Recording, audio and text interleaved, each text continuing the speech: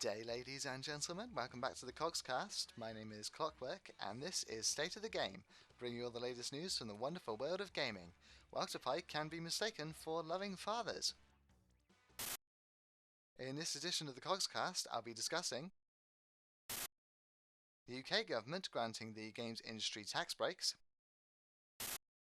the US government trying to graffiti game boxes, rumours of a Dark Souls PC port, Bioshock Infinite's newest enemy showcase video featuring the Boys of Silence, and Octodad 2, Dadliest catch.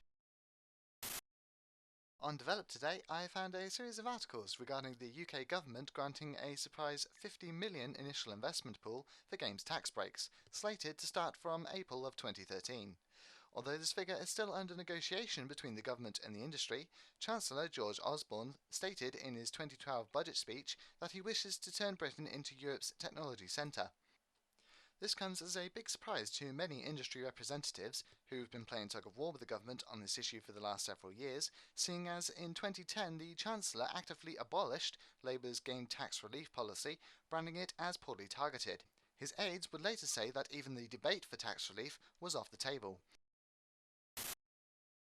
Regardless, this is fantastic news for the games industry in the UK. However, it should be noted that in the Canadian region of Quebec, over $70 million was invested in games tax relief last year alone.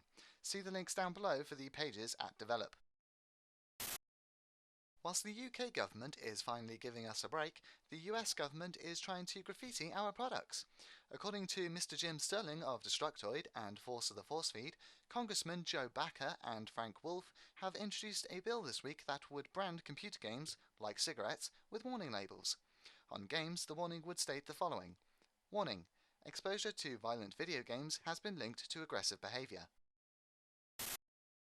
The congressmen cite as motivations for the new law apparent but undisclosed growing scientific evidence which demonstrates a relationship between violent video games and violent behaviour, as well as personal parental concerns.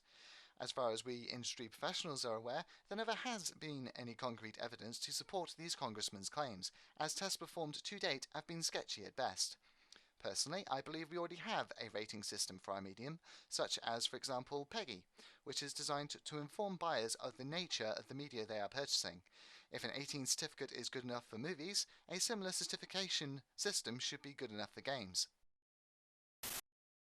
In gaming news, Mr. Sterling is also reporting that he believes a PC port of Dark Souls is due for announcement sometime soon. He bases his claims on two pieces of evidence. One, the Dark Souls Facebook page is currently playing host to an ominous-looking wall, encouraging visitors to link to this Dark Souls app and check back daily to see the progress of the wall's demolition. This is clearly an advertising ploy designed to spread word of the game. 2. Mr. Nathan Cox of PC Powerplay and Hyper Magazine posted on the Evil Avatar forums an apparent screenshot of the PC Powerplay magazine with the iconic "You Died" text from the Dark Souls console game. A Dark Souls announcement is coming, and apparently it applies to the PC format, so it's a fair conclusion easily jumped to. For my part, I can't wait, seeing as I'm a consummate hardcore PC gamer and would simply love to test my mettle in the world of Darkened Souls. Infinity Games has released an enemy showcase video for Bioshock Infinite, where the developers discuss the Boys of Silence. Personally, I was underwhelmed by the announcement, seeing as the dopes are blind.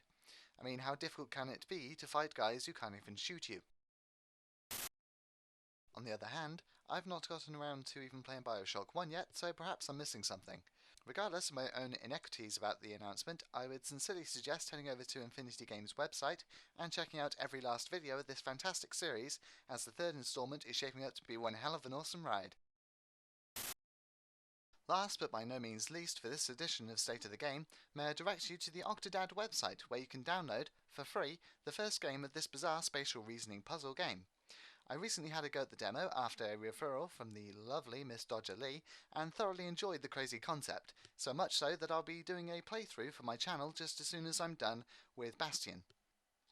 Please see the links down below for more information on the game, and check out the IndieDev's website, Twitter and Facebook pages. And that about wraps it up for this edition of State of the Game, ladies and gentlemen. Thank you very much for watching. If you liked my content, then please click the like button down below, hit the sub button if you'd like to see more, and leave a comment if you've got something you'd like to say. Cheers, people. Have a great day.